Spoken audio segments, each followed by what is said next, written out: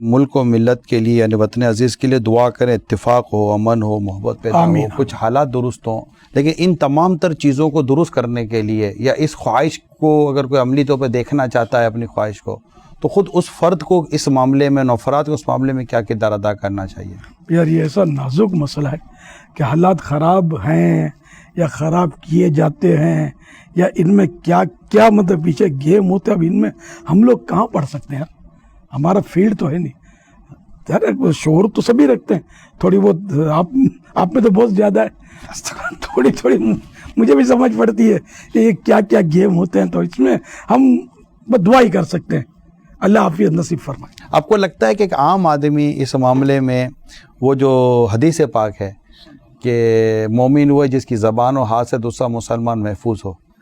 تو اور ایک جیسے حدیث پاک ہے کہ مومن وہ ہے کہ جو اپنے لیے پسند کرتا ہے اپنے مسلمان بھائی کے لیے وہی پسند کرتا ہے، اگر ہر مسلمان اپنے اوپر یہ دو روایتوں پر عمل کو لے لے کہ میری زبان و ہاتھ سے بھی دوسرے مسلمان محفوظ رہیں اور جو میں اپنے لیے پسند کرتا ہوں وہی اپنے مسلمان بھائی کے لیے پسند کروں، تو آپ کو لگتا ہے کہ خاندانوں میں، معاشرے میں، سوسائٹی میں کوئی بہتری آئے گی؟ یہ تو اس سے جامع حدیث ہے اور اتنی پیاری حدیث پاک، ہر حدیث پیاری ہے،